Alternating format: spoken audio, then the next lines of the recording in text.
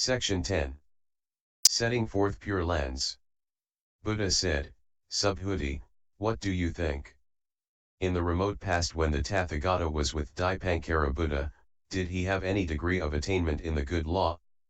No, world-honored one. When the Tathagata was with Dipankara Buddha, he had no degree of attainment in the good law. Subhuti, what do you think? Does a bodhisattva set forth any majestic Buddha lands? No, world-honored one. Wherefore? Because setting forth majestic Buddha lands is not a majestic setting forth, this is merely a name. Then Buddha continued, therefore, Subhuti, all bodhisattvas, lesser and great, should develop a pure, lucid mind, not depending upon sound, flavor, touch, odor, or any quality. A bodhisattva should develop a mind which alights upon no thing whatsoever, and so should he establish it. Subhuti, this may be likened to a human frame as large as the mighty Mount Sumeru. What do you think? Would such a body be great? Subhuti replied, great indeed, world-honored one. This is because Buddha has explained that no body is called a great body. Section 11. The superiority of unformulated truth. Subhuti, if there were as many Ganges rivers as the sand grains of the Ganges, would the sand grains of them all be many? Subhuti said, many indeed, world-honored one. Even the Ganges rivers would be innumerable, how much more so would be their sand grains? Subhuti, I will declare a truth to you. If a good man or good woman filled 3,000 galaxies of worlds with the 7 treasures for each sand grain in all those Ganges rivers, and gave all away in gifts of alms, would he gain great merit? Subhuti answered, great indeed, world-honored one. Then Buddha declared, nevertheless, Subhuti, if a good man or good woman studies this discourse only so far as to receive and retain 4 lines, and teaches and explains them to others, the consequent merit would be far greater. Section 12. Veneration of the true doctrine. Furthermore, Subhuti, you should know that wheresoever this discourse is proclaimed, by even so little as 4 lines, that place should be venerated by the whole realms of gods, men, and titans as though it were a Buddha shrine. How much more is this so in the case of one who is able to receive and retain the whole and read and recite it throughout? Subhuti, you should know that such a one attains the highest and most wonderful truth. Wheresoever this sacred discourse may be found, there should you comport yourself as though in the presence of Buddha and disciples worthy of honor. Section 13. How this teaching should be received and retained. At that time Subhuti addressed Buddha, saying, world-honored one, by what name should this discourse be known, and how should we receive and retain it? Buddha answered, Subhuti, this discourse should be known as the diamond of the perfection of transcendental wisdom, thus should you receive and retain it. Subhuti, what is the reason herein? According to the Buddha teaching, the perfection of transcendental wisdom is not really such. Perfection of transcendental wisdom is just the name given to it. Subhuti, what do you think? Has the Tathagata a teaching to enunciate? Subhuti replied to the Buddha, world-honored one, the Tathagata has nothing to teach. Subhuti, what do you think? Would there be many molecules in the composition of 3,000 galaxies of worlds? Subhuti said, many indeed, world-honored one. Subhuti, the Tathagata declares that all these molecules are not really such, they are called molecules. Furthermore, the Tathagata declares that a world is not really a world, it is called a world. Subhuti, what do you think? May the Tathagata be perceived by the 32 physical peculiarities of an outstanding sage? No, world-honored one, the Tathagata may not be perceived by these 32 marks. Wherefore? Because the Tathagata has explained that the 32 marks are not really such, they are called the 32 marks. Subhuti, if on the one hand a good man or a good woman sacrifices as many lives as the sand grains of the Ganges, and on the other hand anyone receives and retains even only 4 lines of this discourse, and teaches and explains them to others, the merit of the latter will be the greater. Section 14. Perfect peace lies in freedom from characteristic distinctions. Upon the occasion of hearing this discourse, Subhuti had an interior realization of its meaning and was moved to tears. Whereupon he addressed the Buddha thus: "It is a most precious thing, world-honored one, that you should deliver this supremely profound discourse. Never have I heard such an exposition since of old my eye of wisdom first opened. World-honored one, if anyone listens to this discourse in faith with a pure, lucid mind, he will thereupon conceive an idea of fundamental reality. We should know that such a one establishes the most remarkable virtue. World-honored one, such an idea of fundamental reality is not, in fact, a distinctive idea, therefore the Tathagata teaches, idea of fundamental reality is merely a name. World-honored one, having listened to this discourse, I receive and retain it with faith and understanding. This is not difficult for me, but in ages to come, in the last 500 years, if there be men coming to hear this discourse who receive and retain it with faith and understanding, they will be persons of most remarkable achievement. Wherefore? Because they will be free from the idea of an ego entity, free from the idea of a personality, free from the idea of a being, and free from the idea of a separated individuality. And why? Because the distinguishing of an ego entity is erroneous. Likewise the distinguishing of a personality, or a being, or a separated individuality is erroneous. Consequently those who have left behind every phenomenal distinction are called Buddhas all. Buddha said to Subhuti, just as you say. If anyone listens to this discourse and is neither filled with alarm nor awe nor dread, be it known that such a one is of remarkable achievement. Wherefore? Because, Subhuti, the Tathagata teaches that the first perfection, the perfection of charity, is not, in fact, the first perfection, such is merely a name.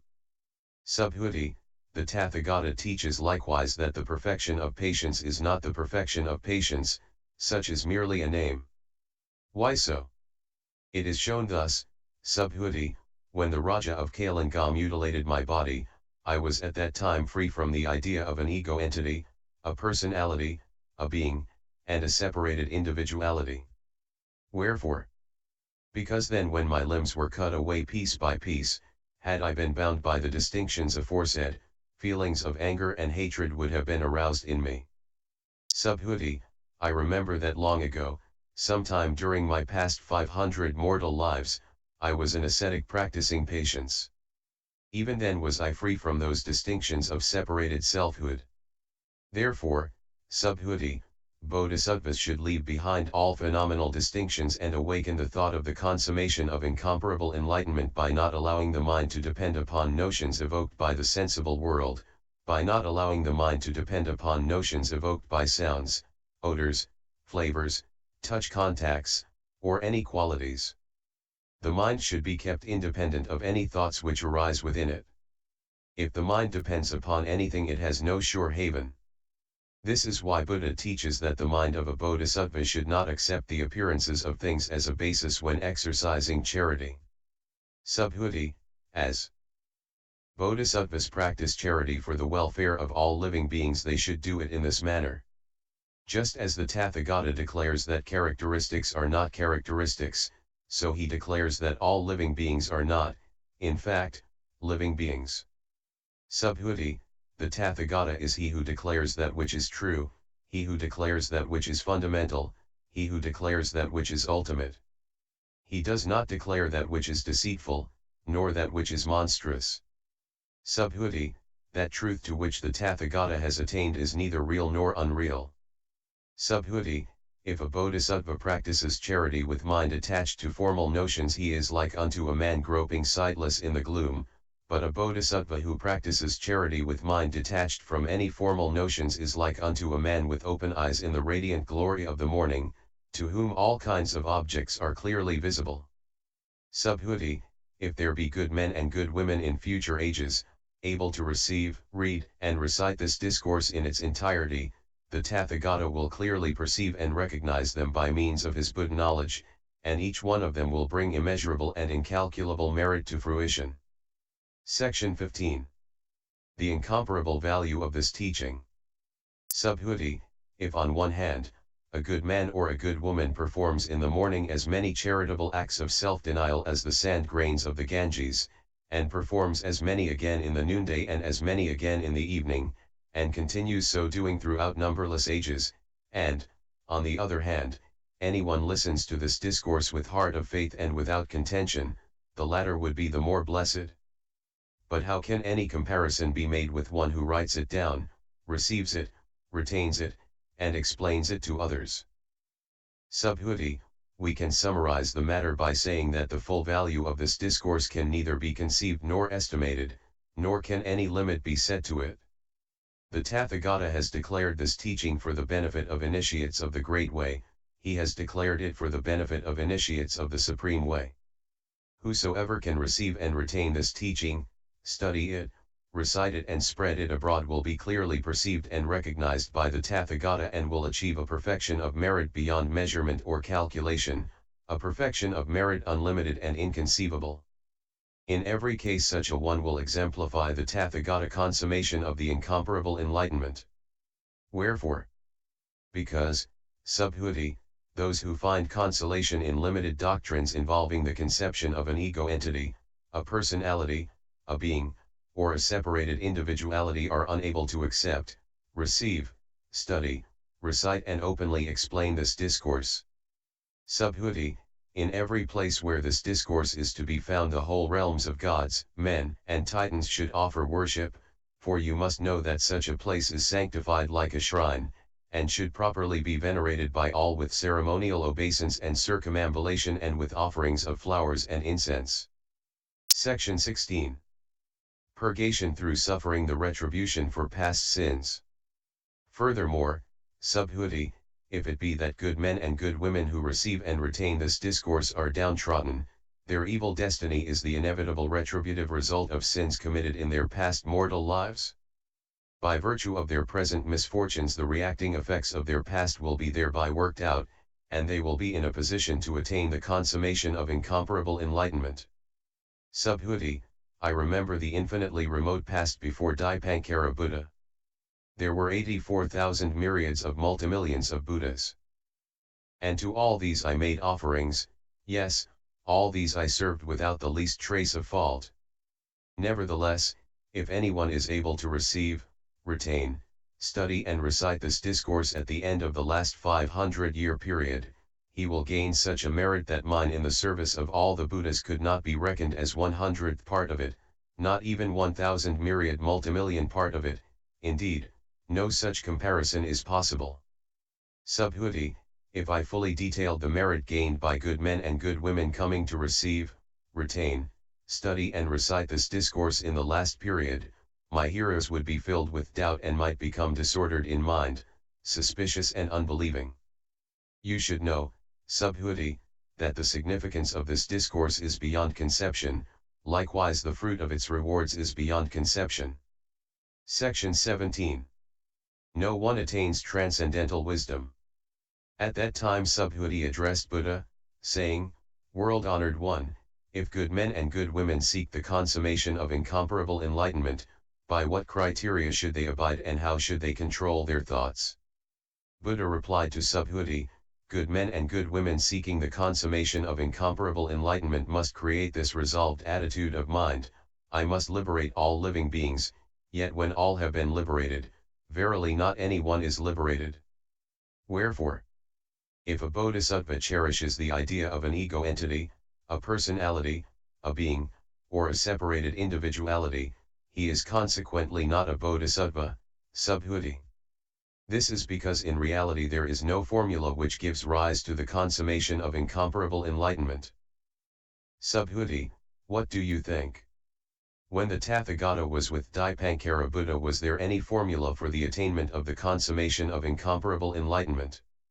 No, world-honored one, as I understand Buddha's meaning, there was no formula by which the Tathagata attained the consummation of incomparable enlightenment. Buddha said, you are right, Subhuti.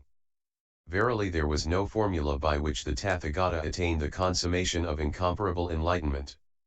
Subhuti, had there been any such formula, Dipankara Buddha would not have predicted concerning me, in the ages of the future you will come to be a Buddha called Shakyamuni, but Dipankara Buddha made that prediction concerning me because there is actually no formula for the attainment of the consummation of incomparable enlightenment. The reason herein is that Tathagata is a signification implying all formulas.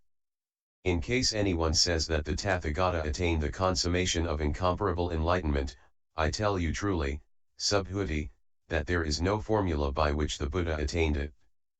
Subhuti, the basis of Tathagata's attainment of the consummation of incomparable enlightenment is wholly beyond, it is neither real nor unreal. Hence I say that the whole realm of formulations is not really such, therefore it is called realm of formulations. Subhuti, a comparison may be made with the idea of a gigantic human frame. Then Subhuti said, the world-honored one has declared that such is not a great body is just the name given to it. Subhuti, it is the same concerning bodhisattvas. If a bodhisattva announces, I will liberate all living creatures, he is not rightly called a bodhisattva. Wherefore? Because, Subhuti, there is really no such condition as that called bodhisattva-ship, because Buddha teaches that all things are devoid of selfhood, devoid of separate individuality. Subhuti, if a bodhisattva announces, I will set forth majestic Buddha lands, one does not call him a bodhisattva, because the Tathagata has declared that the setting forth of majestic Buddha lands is not really such, a majestic setting forth is just the name given to it. Subhuti, bodhisattvas who are wholly devoid of any conception of separate selfhood are truthfully called bodhisattvas.